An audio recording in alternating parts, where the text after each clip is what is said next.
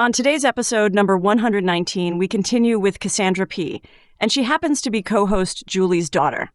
If you missed part 1, Cassandra grew up in the rooms of AA without ever imagining she'd need them for herself.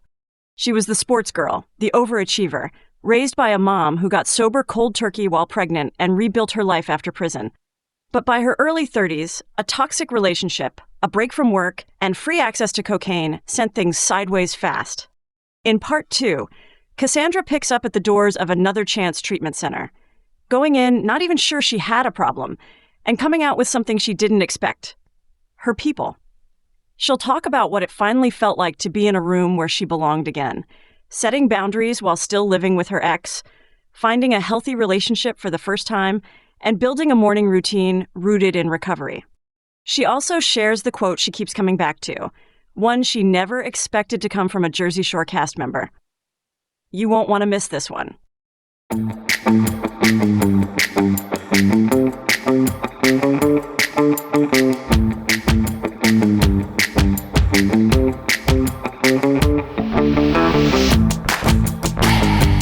Hello, and welcome to the Real Recovery Podcast. I'm Julie, your co-host. On this journey of healing and transformation, together with my co-host Peter, we dive into the heart of recovery, sharing stories that resonate with courage and inspiration. That's right, Julie. Each episode is a new chapter in this vast narrative of recovery, and we're honored to bring them to you. But keep in mind, the perspectives you'll hear are for informational purposes only and may not reflect the views of the podcast or our partners. Indeed, while these conversations can be a powerful part of your recovery toolkit, they are not substitute for professional medical advice.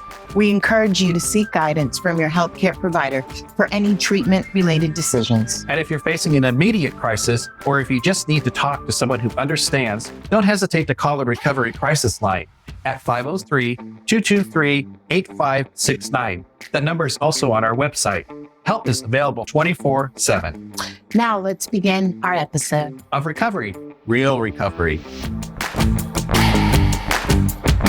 So you're at Another Chance. You know, we had John, the founder, on our podcast. Yeah, and I've heard John Morgan's podcast, and one thing that he talks about is like leaving it into the people's hands on like how bad they want it. Like they're there to guide you and give you suggestions, but it's up to you as far as that is so true. Yeah. And I think treatment only, I say this all the time. Yeah. Treatment can get you clean. Yeah. Treatment can't keep you clean. They're there to give you the resources. Well, and I know, and this is common in the AA world and NA world, in the recovery world, you tell someone what to do, they're not going to do it. Mm-hmm. You say, this is what worked for me. Oh, I'm like them, so maybe it'll work for me. Can I tell you, and my first sponsor was not a bossy boo, thank God, okay? And my second sponsor has only told me you absolutely have to do this. In 5 years, he said that twice. Once was her, and once was another thing. No, 3 things. When he told me, you're taking some time off work. And I said, we'll see what the doctor says. And the doctor says, yeah, your dad is right. You're taking some work. But yeah, and I'm not that person either. If you would have told me, you have to stay or you have to do this. Yeah, don't tell me what to do. I'm like that now. That's cool that they do it that way. I was just curious how they manage that side. Yeah, but I think at that point in time, I was so desperate. And recovery's new to me. So whatever someone suggests, I'm going to do it. Yeah. Because I don't know. I obviously went to AA with my mom when I was 6, but as far as me going in and admitting that I'm an addict or an alcoholic. Do you think the structure helped? Yes, because again, you always had structure. My mom has so you went built 5 days a week? Yeah. All day long, or if there were certain... it's from 9 a.m. 9 a.m. until 3 p.m. Wow. And then... And you know what's crazy? I had asked John Morgan to do our podcast before she went there, right? And then he says yes, and I'm like, fuck. And I'm like, oh, I'm not telling him. Our last names are different, right? And I don't want there to be a conflict of interest, which I never asked. I know what not to be involved. You know what I'm saying? Right. I think you do too, being a manager. Yeah. When I know you have an ethical background. And I was like, when we were going to his office. In one of the few podcasts, they didn't come here. We're going there. And I'm like, oh my God. I don't want to run into my dog. Yeah, I didn't. I didn't want to run into anyone that we knew. Devlin was there at the time. Yeah. So Jen's there. Yeah. How long did that go for? How many weeks was that program for? Or did you do that program for? Yeah, I admitted myself May of 2024, and I didn't graduate until November. Wow. Okay. Of 2024. That's intensive. Yeah. And the only reason, though, I didn't graduate is because I was such a heavy marijuana smoker that you can't graduate until you piss completely clean. Wow. So even though I hadn't done marijuana, cocaine, alcohol, I actually quit marijuana 2 weeks before I admitted myself into another chance. But that's how much I smoked weed, is I still kept it was coming still up. detectable. Wow. Yeah, even though they saw my numbers going down, so they knew I wasn't doing it. Do you know what? It's funny. So when I had to do 2 weeks for something at the restitution center, and my nanograms were so high. They were like, you set a new record. Mm-hmm. And the same thing, as long as they were going down, it was okay. But I graduated before they were all the way. I was at 10 nanograms, which is very small, but I started at like 468. And I knew, because I was going in there, I smoked hella weed the day before so that I would test high. That's crazy. Yeah. That's how I was with cocaine. I did cocaine and drank the night before I went to another chance. Really? So that I looked like I had a problem. I knew I had a problem, but I wanted to make sure the cocaine was in my system. They knew. I don't even know what I was thinking at the time. We just don't think clearly. Yeah. We think we are. Look at our best thinking, right? I got to get high the night before to make sure.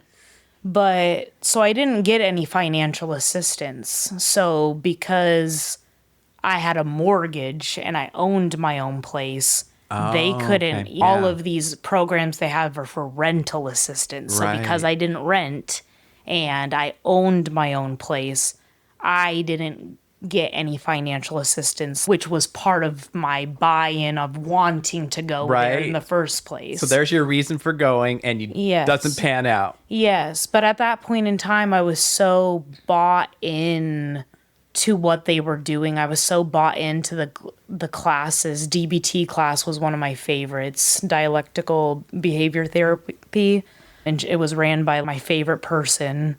Her name's Julia. She's the one that gave her... Oh, I know Julia. She's cool. Yeah, and she was the one that asked my admissions of what's your story. Intake. Yeah, intake. Yeah, your Thank intake. you. Mm-hmm. So she's the one that did my intake. But every time she did DBT, I didn't care what class was going on. I wanted to go with her because she is mad cool. Yeah. She also liked pickleball. Ah. Yes. All the time she's talking about fucking pickleball. That's another thing that I wanted to touch on, so I'm glad you brought it up, was that tie-in with exercise. And yes. I mean, having been to that clinic, I know how they have all of this.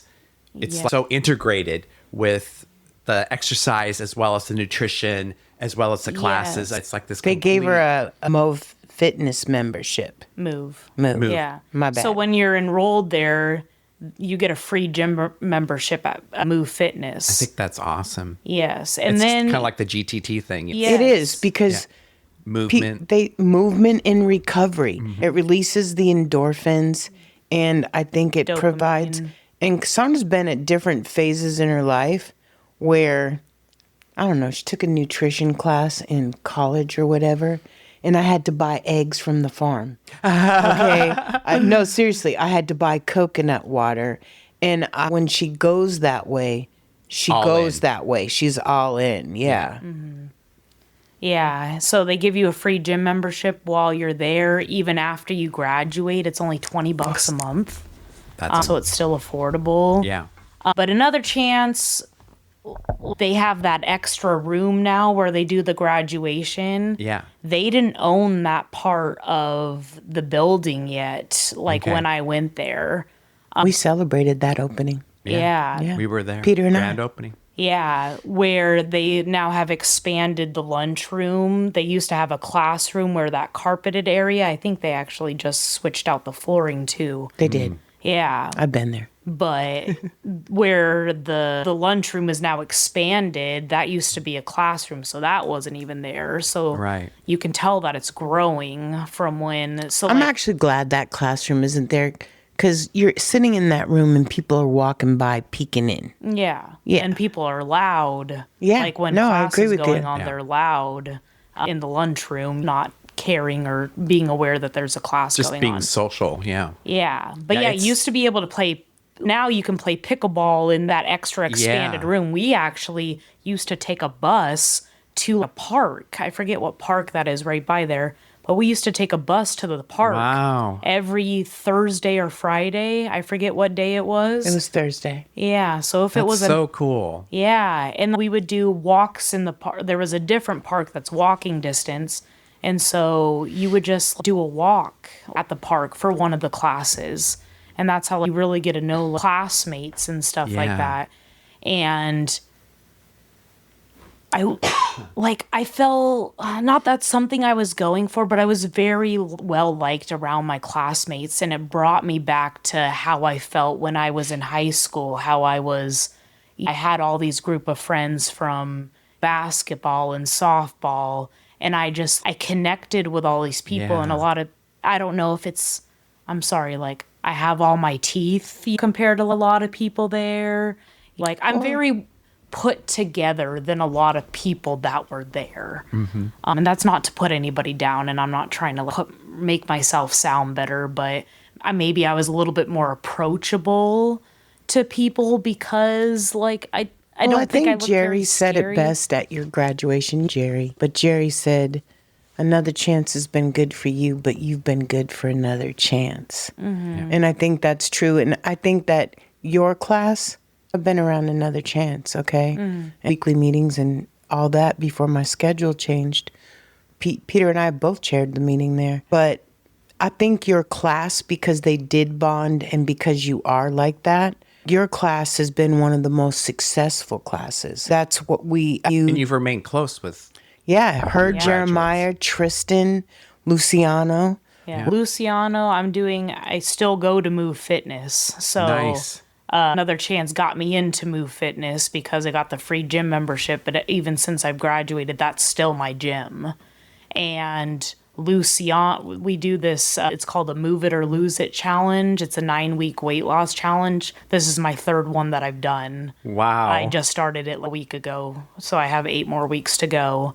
But Luciano is also in this weight loss challenge with me. He's on a different team because you have all these trainers that have group of people that are under them for the 9 Yeah. weeks. And then the trainers are competing with the other trainers with their team losing the most weight. So Luciano's actually in the Move It or Lose It challenge with me. So that's really cool. I literally, Devlin and Jeremiah, I just went to go see the new Star Wars and Mandalorian movie with them Saturday after Extended Nice. Family. One thing I really love how I feel like John Morgan and Another Chance has taken Devlin under their wings. Big time. Now he works at the front desk. And I'm grateful to be wrong, but I was really worried about Devlin. And he's going to be on our show in a couple of weeks. Now it'll be 'Cause cool to hear his story. Yeah. I've heard his story, and it will be great to share it. And he's the last one from her class, right? And I just think that he needed that love.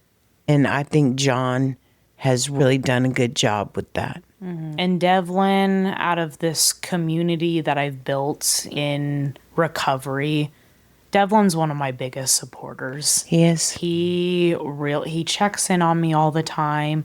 He'll call me just to ask how I'm doing because he hasn't heard from me in a while. We just went to the Mandalorian movie. He's now starting to work out. He wants us to pick a couple days a week where we can work out together because he has the membership where you can bring someone with you. Nice. He just moved into his new place. He literally just got a new place with his mom. He's been in sober living the entire time he's been sober. And that's not easy. Yeah. Being a house manager is not easy there. We've heard it a bunch of times. Of 20 plus people. So in all those different personalities. But I have a lot of support in recovery, but Devlin is one of those people that loves me unconditionally and really does check in on me all the time. And I love him too. He's one of my favorite people. So much for his anonymity. Good thing he's coming on the show. Yeah. We didn't say any last names. Yeah. But, well, it sounds like, and this is what I learned, it's really been within the last, few years, maybe 3 to 5 years, that recovery, I used to have silos of everything. And Me too. My normie silo, my recovery silo, my whatever. And now it's blended together. Recovery is my life. And the group that I have, that I attend the meetings with, is the group that I have fellowship with. It's the group that I do outside events with, or I'll have over for a barbecue, or we'll do whatever. Yeah. And so, and I get that. I'm getting from you the same feeling that I get from being in that group. Yeah. It's really special. It's a special set of people. And it's crazy. You always want to be wrong, but who you hang out with is important when you're in recovery. It really is. You know it. Totally. It was the same for me. I had to stop hanging around with people. There's one particular person that to this day, I knew them before I got sober, right? And they're one of the only people I know. I don't really hang out with them, but I can't be in that atmosphere of criminality or smoking weed or rolling blunts, or I don't hang out with anyone who's using. It's a hard line. And I know there's a lot of people I know that have been sober for a long time and it's not a problem for them. I was at a barbecue last weekend and they're doing Narcan training, right? And the lady pulls out a syringe and then she's talking about if you hit a bone or maybe an artery. I am ready to vomit at this barbecue. And I look at my sponsor and I'm like, I'm ready to go. To this day, I'm not comfortable. To this day, I just can't do it. Yeah. It's for me, and it doesn't make me want to use. It grosses me the fuck out. Right. Yeah. I get a stomach ache instantly. Instantly. What I learned is it was a bit of a hard lesson, but because I always felt, if I'm admitting that I'm an alcoholic and I am going to recovery, fun ends for Peter. Yep. Because alcohol and fun were together for me. Yep. And until I learned that it doesn't have to be that way. Yeah. Yeah. You can have, in fact, I have more fun because I can remember the fun I'm having. She just went to Vegas and she said the same thing. Yeah. I know that because I've listened to so many of the podcasts episodes, questions that's always asked was, what was the defining moment that you realized that you were an addict? Because I told you when I went into treatment, I still didn't think I had a problem. I had a problem, but I didn't think I was an addict. And the answer is when I had to go without it. So when you go to another chance, obviously you get drug tested. You have to pee. When you're in intensive outpatient, the 5 days a week, you have to piss 3 times a week. You have to piss Monday, Wednesday, and Fridays. Wow.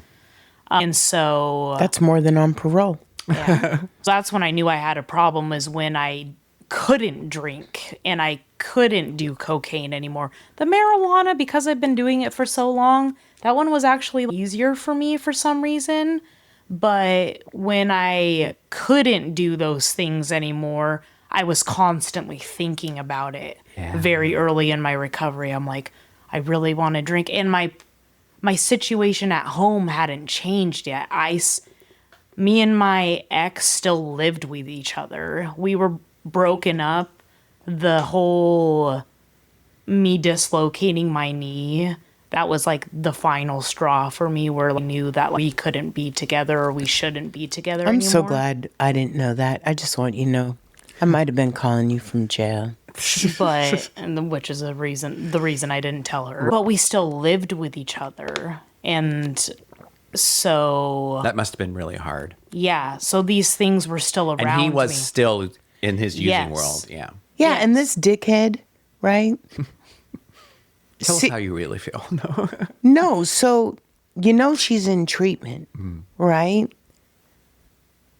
I don't expect you to stop doing what you're doing necessarily, but how he proceeded was just wrong. Like in so many ways. Yeah. Well, But again, guess what my sponsor said? Leave it alone. He said that this is her moment to do it. She has to do it. You can't do it for her. And I didn't. That's the greatest thing for me, right? Right. I can't do this for you. Nobody can do it for me. Nobody can do it for you. Okay? And yeah, I don't know how to explain it, but yeah.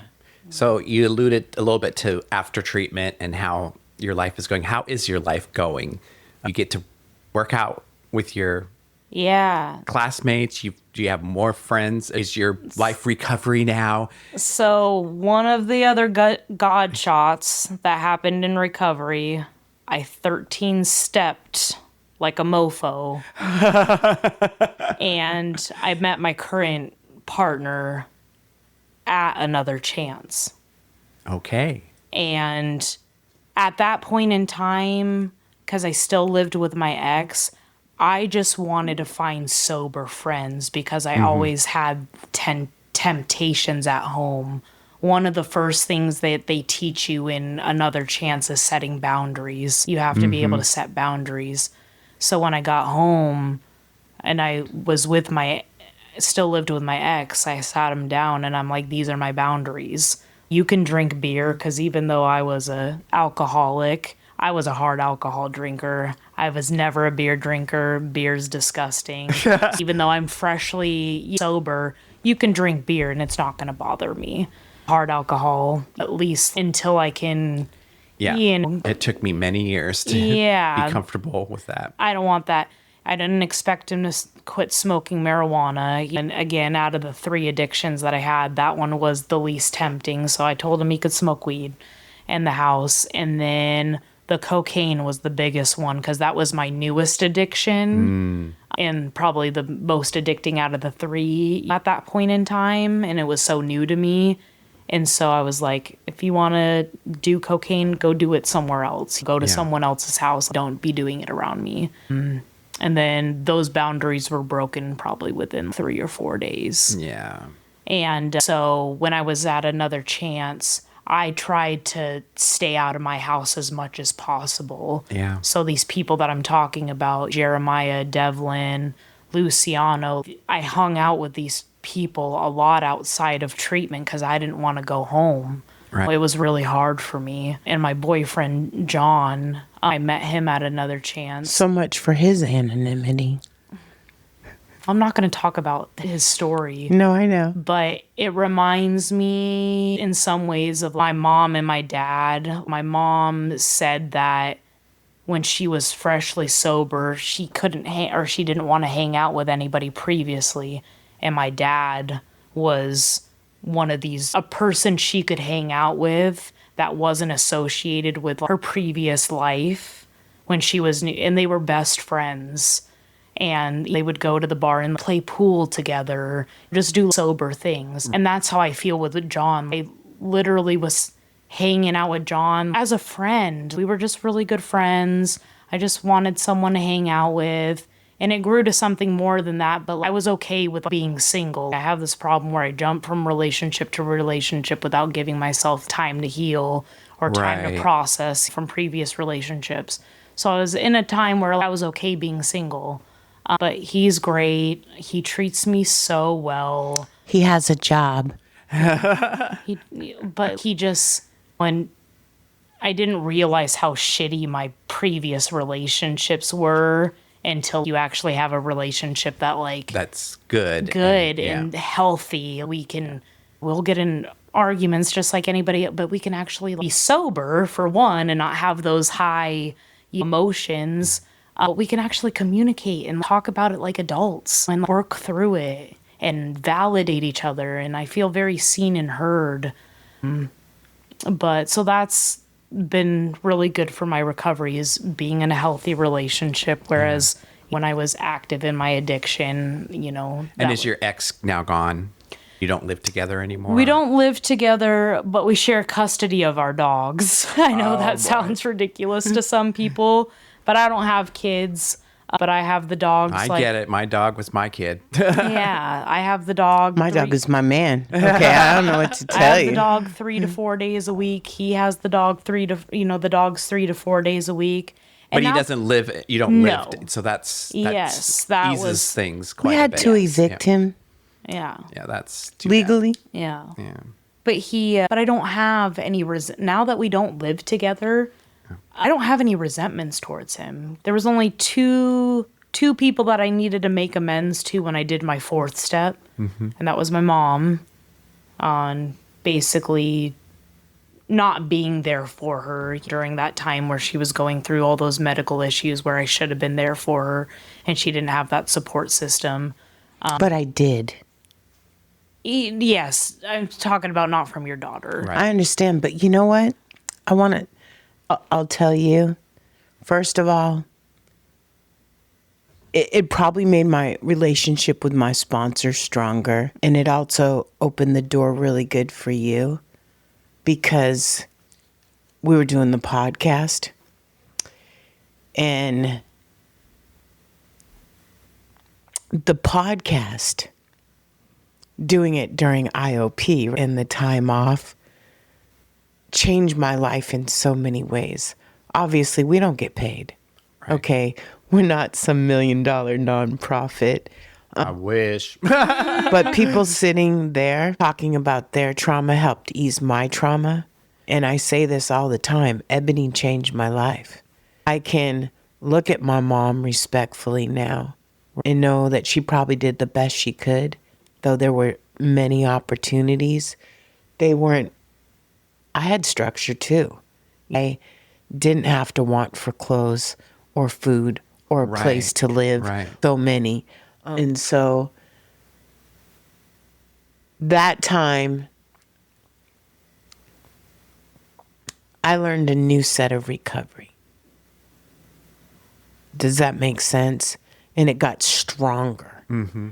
And I wasn't codependent. Yeah.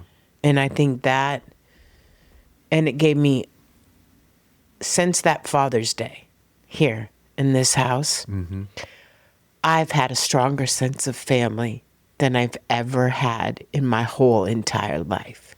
Right.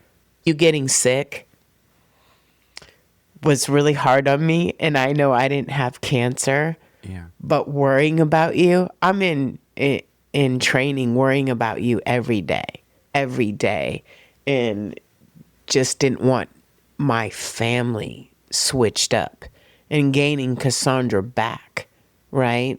And I actually believe that holidays now are the best for me than they've ever been in my whole life. Going to Nan's for holidays, you loved it. It was torture for me. I did it because I was supposed to, not because I was looking forward to Christmas. Right. At all. Yeah. Okay? I look forward to the holidays when we're getting our shirts. And I've never done that before. Our Christmas shirts. I never went to the twinkle lights before. I never looked forward to somebody else cooking.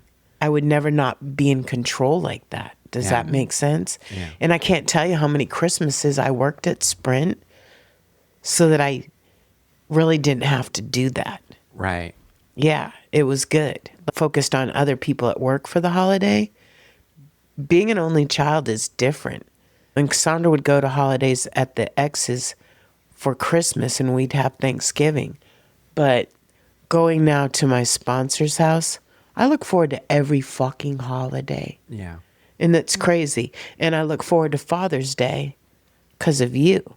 Like, This year we'll actually have one, as opposed to last year where I was in treatment and nothing happened. and I held my breath for 6 months going through training is probably a good thing because it kept my brain busy and I was exhausted. But I worried about you so much because I didn't want this great thing that we built. And I'm not talking about the podcast, but my family of choice.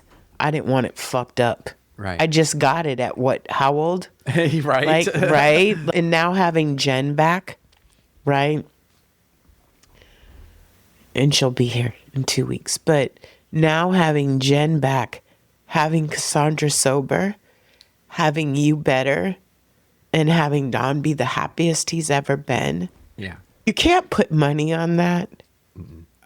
My recovery capital, I'm a fucking trillionaire. Yeah. And I don't even need things like the things that other people need. I don't really need. Right. Yeah. It puts it all in perspective for sure. It is. And Cassandra being sober is everything. Are you back at work? Yeah, I do caregiving. So going back, my fourth step. So I graduated treatment. I got a sponsor. I started going to a weekly AA meeting on Tuesdays, Colette's meeting, Bridge to Recovery. Yeah. Chaired there and participated. Yeah. Really good meeting. I would see Devlin there all the time. A lot of the Another Chance alumni used to go there. My schedule changed at work where I work until 7 on Tuesdays now, so I can't go to Colette's meeting. So for the past 2 months, I haven't been going to meetings. And I keep making excuses that I'm too busy, I'm too tired after work, but if you make your recovery a priority, and if you want to make that a priority, you'll find the time. Even though you feel like you have no time, you'll find the time to make time for it. I learned that's what put me back out. Yeah. Was I had nothing when I started my sobriety. Mm-hmm. And over time I gained a job, a house, and the recovery part just kind of kept going back a little bit. Yeah. Oh, now I can only do 3 days a week. Oh, now it's 2. Oh, now I'm once every month. All of a sudden it's none. And then it made the addiction easier to, Yeah.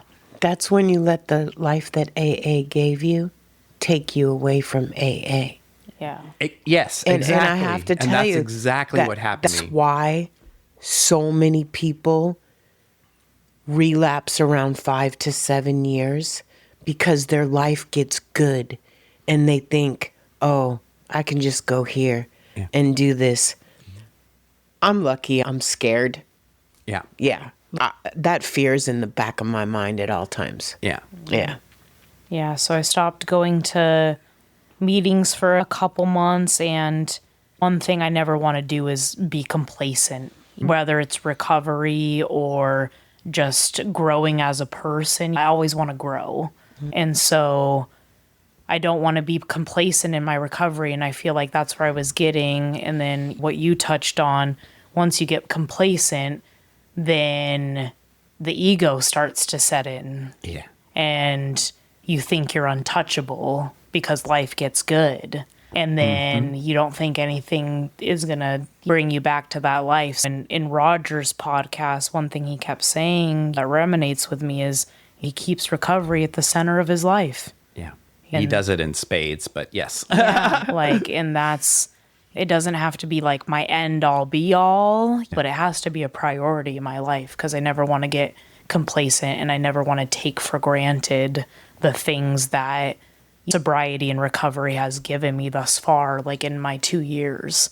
Mm-hmm. I think Tristan said it the best out of anyone on the show. Recovery is your first job. Mm-hmm. Your second job pays your bills. Mm-hmm. But if you get it twisted, and I'll be the first to admit it, where the career was the priority. The priority. Yeah. And that's when I was mentally the sickest by far at, we don't name that company. And I think too that for me, making recovery my life. So, the things I do with my friends, which happen to be in recovery, most of them now, the things that I do, that are sober. I don't go to a party to get drunk anymore. That used to be what the parties were. It was all about the drinking, not about the socializing. That was the main purpose. And so I think there's different ways. Some people have to go to a meeting every day or go to a meeting every day, whether they have to or not. That's what they do. Some people do it in other ways. It's just like service work. Some people, secretaries, some people outreach to prisons. Some people, we're doing the podcast. You can build your life around recovery in so many different ways. Yeah. And for me, if the question comes to my mind, this is what I tell myself. If the question comes to my mind, like, wow, I haven't been to a meeting and it is a concern, okay, you better go. You better get over there. But if you're doing the things, for me, this is just for me, if I'm doing the things, I'm doing the podcast, I'm out with my people, I'm going to celebrations, to the birthdays, it's my life. It's part of my life. And I think that's okay. That's for me. Yeah. For me, it's a little different. Meetings relax my brain. It's kind of how I wind down at night. And it's not, before it was lunch bunch. Yeah. But because I can't go, extended family has really become, they stay late to kick it with me. And The parking lot. yeah, the parking lot has been everything this last year. So Yeah. Meetings do two things for me. My community. I am not a Zoom meeting person. Yeah, I'm not either. I like to be in person. Me I too. fucking love Zoom. I don't have to drive. I don't get any cooties. I know all the I reasons. can use my own bathroom. Yes, I just like that personal connection. I agree. You need that as well. But and especially if someone's new in the room. Absolutely. They get overlooked on Zoom, I feel like, a lot of the time. And if you want them to come back, you need someone in the room that's gonna Jeremiah be said there the same thing. Yeah. I went, there was only the room when I started. I think the Zoom helps me get to a meeting when I wouldn't. Does that make sense? Yeah. I still like to go in person. That's when there's something said for that new- as well. I think also for me, when I was new, having that face-to-face interaction, having someone Yeah. reach out and shake my hand, Yeah. or Give you a me hug. or say, Yeah. "Come on, I'll drive you over to where we're having lunch. Let's have lunch together." Oh, I'll get it for you. That kind of interaction meant so much to me, and I don't think Me I too. would have got that if it just been a Zoom. Yeah. Me too. And I do think there's more accountability face to face. That too. And there's more, I think Jeremiah said it as well. That's what kept him coming back. Yeah. I don't think in Zoom there's that. I always send new people chats in Zoom. Really glad you're here. And that's how I bonded with Tiffany. That's how I bonded with Andrea and M. But because I was Zoom hosting every night, so I'd see you every night when I wasn't working. But I do agree. Yeah. Yeah. So the community and hearing people's stories, like one thing in sobriety, like I practice gratitude so much, and hearing people's stories, because I don't think I hit rock bottom. I think I caught my addiction pretty early on where it could have taken over my life to the full extent. And so hearing people's stories on like how far down the scales or hearing their rock bottoms, it really makes me feel grateful and it humbles me a lot in my life. Yeah. I can say I've always had clothes, I've always had food, I've always had running water and electricity and a roof over my head. I've never stuck a needle in my arm. I have so many things to be grateful for. Yeah. And when I hear some people's stories, it makes me grateful for where my life is now, and it makes me very grateful for me catching my addiction very early on and like where my life could have ended where it didn't. You know? Everybody's rock bottoms are different, right? Yeah. But I do believe you have a rock bottom, but it was a rock bottom for me. Exactly. But meaning not a rock bottom. almost losing your home. Yeah. Having somebody put their hands onto you where you can't work. Yeah. People don't put that, Yeah. on me. Yeah. That's something I wouldn't accept, right? Yeah. So I think Peter and I stories are exactly different. Exactly different. Exactly different. And I think when Well, that's not a contest, right? You No, know? Yeah, it's yeah. not. Our addictions are different, right? Exactly. Our growing up is different. So I do think everybody's rock bottom looks different. Yeah. Yeah. But it's just as serious, and It just is. as meaningful, just as profound Yeah. as anybody else's. I do think you're more blessed in a way. Getting sober at 32, you can have a fantastic life. Dawn got sober at 30. I got sober at 32. Yeah. So Took me a while longer. Fred got sober at what, 76? Fred got sober at 76, Yeah, and he said the last 23 years of his life were the best. And they say when you're 76, your chances of getting sober are 1 in 100. Yeah.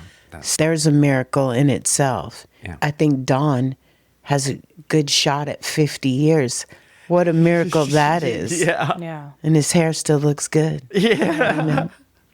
Yeah. So where my life is now is I wasn't going to AA meetings, but your guys' podcasts really made me feel like I was prioritizing my recovery because I put it on all the time on Bluetooth in my car. I listen to it while I'm at the gym, like on the treadmill, on the elliptical, because it's almost going to a meeting. You're not getting for that sure. in person, that personal connection. But I like that someone can tell their story and they're not limited to a 10 to 30 minute time frame. Right. That's Where- what we like. Yeah. There's no wrong or right. And so that's been my substitute while I wasn't going to meetings. But just a couple Saturdays ago, I started going to extended family. That's going to be my new meeting. I told myself I need to go to a meeting once a week at least. Not make any excuses, look at my work schedule, find a meeting that's not during work, find it and stick to it. Yeah. So extended Saturday or extended family Saturday meetings. My meeting, I haven't made a official service commitment, but I did secretariat last week. Nice. Devlin showed me the ropes on where to find everything, and I got the code for the door from Jen. Ooh, you're official now. I know, right? They trust me or something like that. And you do your workouts and stuff with Yeah. your fellow recovery. Yeah, mostly not recover. I'll see Luciano at the gym sometimes. Me and my boyfriend's schedule are pretty opposite right now. Okay. So, but yeah, But there's a connection there. yeah, but that really has helped with my recovery, just my mental health. Yeah. I've been doing a lot of reading, a lot of self-help or personal growth books. I've been really into neuroscience and like how the brain works, and You and Peter can. yeah, Yeah, you could be a test subject for our Yeah. for our study. But the mind's a powerful thing, and a lot of the things that we think about are learned behaviors of what we were taught as children. You know what sucks is that for me, I wished I knew what I knew now, and Yeah. I could look back with my eyes today, Yeah. Bro. and be back then. Because yeah. looking back, I'm like, I'm 50, at least halfway through my life, and I feel like I'm just starting to get it. Yeah. You know what I mean? Yeah. I feel like I'm the latest bloomer. I'm dead It's like, why did it serious. have to take so long? No. Figure this shit out. And I say this all the time. At sometimes it was just okay to be sober, right? And at times it was good to be your mom. I always still went to AA, which you know. But I feel like now, in the last 5 years, I get so much more. And I wish it could have, but you can't change the past. All you can do is go forward. Yeah. And I think I may not know it yet, but I've come to this conclusion at different points in my life that, oh, that's why I had to go through that. Exactly. There's a reason for everything. And sometimes there's stuff that I'm like, okay, I'm still waiting for that reason. But And I think forgiveness, right? I think because I don't know, I've always had to stick up for myself, right? Forgiveness hasn't been my strong suit. And every time, like this last year is the first time I haven't had to cuss somebody out that did me wrong. Like normally I'll hand you your ass. And taking the high road just showed me that's not worth it. It's not worth my energy. It's not worth my spirituality. It's not like... What was that one? The branch kept... I love that. If you go into the backyard and you hit yourself in the branch, okay. With the branch. You go into the backyard and you hit yourself in the face again with the branch. And you go back into the fucking backyard again and you do it again. At some point in time, you have to clip that branch or duck. There you go. And Jen's coming here. It's just like, I believe now that that rejection is God's redirection. I haven't believed that my whole life. And I'm so glad, because I also believe that the worst thing that's ever happened to you is your chance for it to be the best thing. Yes. And I didn't feel like, I was so ashamed, even when I met you, of going to prison. I'm cool with it now. Yeah. I was ashamed or overwhelmed that I had to go to IOP, and best thing. Yeah. It's crazy. And honestly, you're going through what you went through. Yeah. Look at your life now. It might be the best thing that happened to you. Yeah. Because you're going to live I believe you will live a better quality of life and not accept bullshit. Yeah. Yeah, so I do a lot of reading. I just finished this book called The Miracle Morning by Hal Elrod. And he basically did research on what the top most successful people in the world do for their morning routine or their daily routine. Oh, interesting. And he found 6 things. He uses the acronym SAVERS. So S stands for silence, which would be meditation. A is affirmations. V is visualization. Okay, I do all those. E, exercise. Got that one. R is reading. Do that, but I listen, but... Yeah, and S is scribing or journaling. Yay! I did them all. Look at you. And those are the things, honestly, that in the Ripple, right, or in our podcast, you'll hear Jen, Catherine, those people talk about morning prayer and meditation, right? Then you'll hear about them journaling, and I think that's amazing. I like those. Yeah. So now, basically, the challenge is you get up an hour earlier than you would normally get up to have... Okay, that's where I fail. That's where I've been failing. I've gotten better at it. I've just been going to bed a little earlier, but you basically give yourself an hour in the morning to have some you time before you go out to the world and deal with life on life's terms. And you practice these things, and it just sets your tone or your day up for feeling successful. So I wake up, I brush my teeth, I drink a glass of water, I put on a 10 to 15 minute guided meditation on Spotify. I really like listening. Yes, I listen to David Bear a lot. And then I've written down my own affirmations, and then also on my way to work, I have this affirmation Spotify podcast that I listen to. Nice. So I listen to those on the way to work. The visualization, I haven't really gotten down yet. I'm working on that one. Shanti Gwen. Yes. Creative Visualization. Yes. Highly recommend listening or reading that book. Oh, okay. And there's a guide that goes with it, and she's awesome. She's okay. awesome. Yeah, because my hardest part is like my brain's just going, so it's hard for me to stay focused on what I'm trying to visualize. So like a guided visualization would be excellent for me. So for work in the morning, because of parking, but I get there 45 minutes early. And I tell Peter, I spend time, first I go to the roof and I pray. It doesn't matter what the weather is usually, and nobody's up there at that time. And then I do meditation, which I've never done until this last year. Yeah. And with Chianti.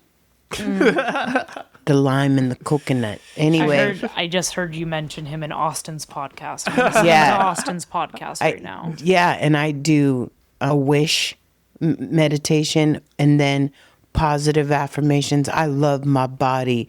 My body's gotten me to this point, right? Then I read the daily reflections. I just got an extra copy so I don't have to lug it back and forth from my desk. Me and Jen got it. And then I journal in between calls. Yeah. And if I don't have that 45 minutes, Yeah. It throws off your whole day. the whole game. Yep. Yeah. The whole game. Yeah. And if I just could have realized it, I thought that I couldn't sit still to do meditation. I can. Yeah. Yeah. I listened to Glenn Harrold's, he's the guy that does the guided meditations, and he kind of wraps in a lot of he does the affirmations, and he says, okay, now let's focus on gratitude. And he kind of takes you through all that. Yeah. So it's Chianti kinda like has all a in gratitude one too. you know? Yeah. What are you grateful for? Yeah. Just one thing. Yeah. Yeah. I love it. Yeah. Those are good things. Those are really good things. And then I read, so exercise, I go for like a 10 to 15 minute walk in the morning during that hour because I know I'm going to exercise and go to the gym after work. So I just do a little something to kind of get my body moving. Yeah. Reading, I'll read as much as I can in 15, 20 minutes of whatever book I'm reading. I just moved on to a book called Rich Dad, Poor Dad. I've read that. Yeah. The 'Cause one of my difference goals between right now growing is- up with a rich dad and a poor dad, and what a rich dad will tell you Yeah. compared to a poor dad. Yeah. Meaning a rich dad will talk to you about investments and saving Yeah. your money, where a poor dad, that'll never cross his mind. Yeah. It's a different atmosphere completely. Interesting. Yeah. Yeah, because one of my goals right now is for my finances.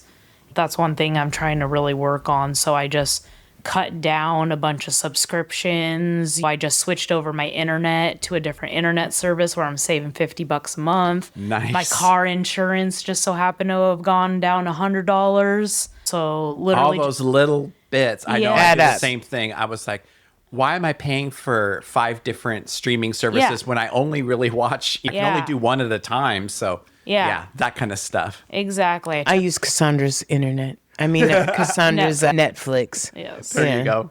Yeah. So- I should delete that from the podcast. What if someone from Netflix is listening? No, she added me to her membership because we were. I actually pay for her to be an additional okay. person. I There we pay an go. extra $7.99 for her. So we were cheating, and I'd have to text her, "Can you please accept the code so I can?" And we figured it was like she's down at my house from her house, right? Yeah. But no, it was. Yeah. So anytime she would go into my Netflix account, it would kick me out of mine, and Right, we would and then play you're this like, game. "Dang it." And so I was like, at this point in time, I'm just going to pay the $6.99 to add you as a member on my Netflix, and then we don't have to do the hokey pokey. Nice. So yeah. But then, so I read for 10 to 15 minutes in the morning. And then at work, I have a lot of downtime with a lot of clients a lot of the time. So I'll get a lot of reading done during that. And then I bought it's called the Self-Mastery Journal. But it's a prompted or guided journal. Oh, So interesting. it tells That's you cool. every day you put the top 3 things you're grateful for, the top 3 things you want to accomplish for the day. It has a to-do list and your schedule for the day. And then on the next page, it has once you're done for the day, like a reflection of how the day went. It's like the 10 step. Yeah. Oh, that's really And cool. every question is different every day for the daily thing at the end of the day. And during journaling, I also do my own. It tells you to do the top 3 things that you're grateful for, but I do my own gratitude list on a Google document. Sometimes I send it to people, sometimes I don't. But in my Same. gratitude list, I always put the daily meditation from Nice. the AA Yeah. website. So it forces me to read the daily reflection, Yeah. the daily meditation, and the thought of the day. So that's been my new morning routine. I think that's a really good suggestion. I know I for think so, me, too. if I open diary or journal, Yeah. and it's a blank page, Yeah. I'm like, what do I do? Yeah. So I think that's really cool that they have those guided journals too. That's why I do guided meditation, because if I just tried to too. meditate, My I have brain's a whole everywhere. chorus Same. in my head that's Yes. telling me what to think. to do. Exactly. I agree.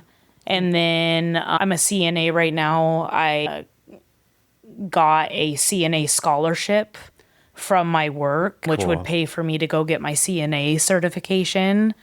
So I'm looking at possibly starting that at the end of June 27th. It would be just Saturday and Sunday classes for 10 weeks. So I'm looking into going to get my CNA certification. I was a certified CNA. That's what put me through college. Yeah. In Washington. That's awesome. Because people ask what your purpose is, or when I read a lot of these self-help books, they ask, what's your purpose? That's something you really want to keep in the back of your mind. And I don't know exactly what my purpose is, but I know what I love and I'm like passionate about is helping people. Yeah. So that's why I do like the CNA work, because I get to help people that can't help themselves, Exactly. fully. Yeah. I just hit my 2-year sobriety mark. 2 days ago on the Yay! 26th. Thank you. And now that I hit my 2-year sobriety mark, I can go for my CRM. Oh, right. So I'm thinking about going into that and getting my peer support specialist certification too, because I don't know if I want to do recovery as a job, because I just don't know like how it would affect my mental health day in and day out. But so I want to get these 2 certification to kind of dip my toes into the recovery realm and see if it's something that I like and that it's something I want to make a career out of. And if that's something that I feel very passionate about, then maybe going back to school to be a drug and addiction counselor or a mental health counselor.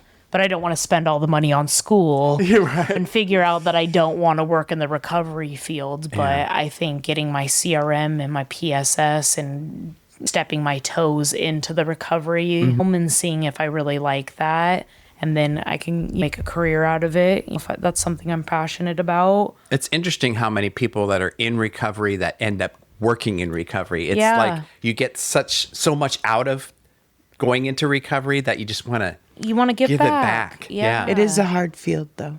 That's what I was just saying is I want to get my certifications because I want to test out I got mine.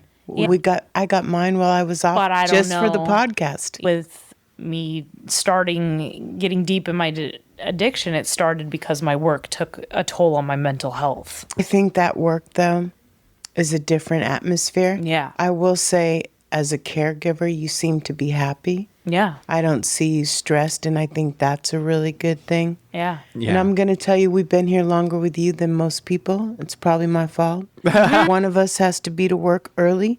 I usually say, what do you want to... We always ask your words of wisdom, but I actually think what you said about the saver is that's really really cool. good. I wish I would have gotten to some of those things sooner. They have literally, and I said literally. It's okay. Once in a They while. have literally happened for me this last year and a half.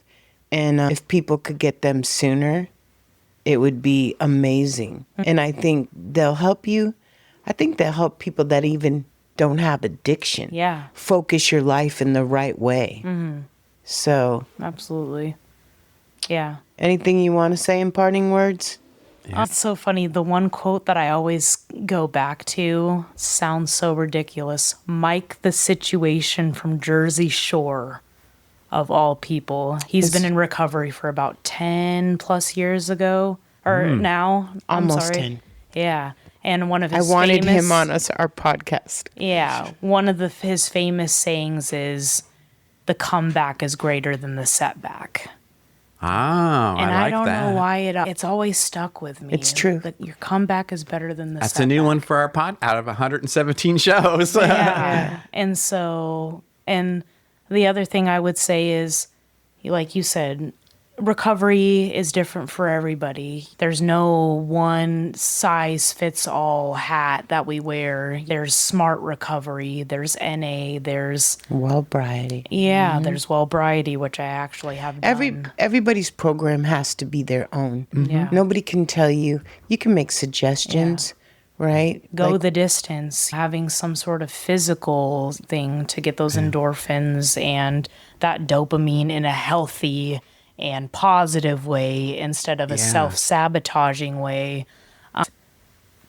The God thing, or there's certain structures that don't work for people. It's finding a program or something that works for you, and something that's you can stick through and make it work in your life the way that it works. Yeah, I agree. And finding someone or people that you are like, wow, I want to be like them. I want to have what they have, you know? And I know for me, finding my people was such a big turning point in my sobriety, such a big turning point. Yeah. So keep searching. If you haven't found your people yet, they're out there. Yes, absolutely. Listeners. Thanks for coming on the podcast and being so vulnerable. Appreciate it. Thank you. Thanks for telling me shit I didn't know. I think it's awesome to have a parent, child, mother, daughter. That takes courage. Come on a show with your mom. Yeah, and let alone the co-host she was more of the show. She was more in her head about it than I was. I thought it would be cool to do together. But she's like, if you don't want me there, you don't have to have me there. It's very cool. Well, I didn't want there to be any additional, you know what I'm saying? Yeah. I know that I wouldn't have sat here with my mother and said my shit. Right. Okay, so this is a golden opportunity, and I think it's fantastic. And I think getting that perspective from both sides is so cool, because we hear a lot of one or the other, but we don't often have the two together. So I think this is really cool. I think it also shows like how your childhood, even though ours is completely different, does play a role in your life. Like for her, structure, for me, whatever, and even subconsciously how it can impact you. Yeah. Totally. Yeah. Addiction doesn't discriminate. It doesn't. Hell no. And I think that's where my childhood, because when I went to Another Chance, people are messed up. A lot of their addiction comes from their childhood trauma. And not working through those resentments or working through that. And the fact that I still ended up in addiction and I had a great childhood and I didn't have those resentments and those things that I had to work to. So addiction's a bitch, and it doesn't discriminate. It doesn't care if you're rich, poor, purple, blue, black, white. Exactly. Straight, but gay. Something to think about that, right? And that's from listening to the stories here, right? You do not have to be a product of your environment, though. I've seen people overcome the biggest obstacles and stuff they've been through and be successful. So at some point in time, you do have a choice. But like I said earlier, I wished I had the eyes that I have today. Me too. Back when I was in my 20s say and 30s. old people they're so wise because they learned. Me too. I wish the same thing. Thank you so much. Yeah, thank you guys for having me. Love you guys. Love you, Julie. I love you too. And I appreciate this. This is Julie. And Peter. And Cassandra. Thanks for listening. And that's a wrap on today's episode. Thanks to each and every one of you for lending us your ears and hearts. Your engagement is what fuels our passion and keeps this podcast thriving. We cherish the moments we share here and hope they resonate with you, whether you're on a daily commute, at the gym, or just taking a moment for yourself. Make sure to head over to our website at realrecoverypodcast.com. While you're there, subscribe to our newsletter for the latest insights and uplifting stories from our community delivered straight to your inbox. Click that subscribe button on your favorite podcast player too, so you can keep up with every new episode. It's your support that keeps our conversation alive and meaningful. And if our stories have touched you, consider using the donate button on our site. Your contributions, no matter the size, are deeply appreciated. They help us continue our mission of sharing hope and healing. Join us beyond the podcast and follow our journey on social media. Find us on Instagram, Facebook, and on X, formerly known as Twitter. All the links are on our site, so you can stay connected and be a part of the Real Recovery community every day. Your likes, shares, and comments not only spread the message of recovery, but also remind us that we're all in this together. So, until we meet again, remember that recovery is a journey, not a destination, and we'll be here to accompany you every step of the way to recovery, real recovery. Thanks for listening.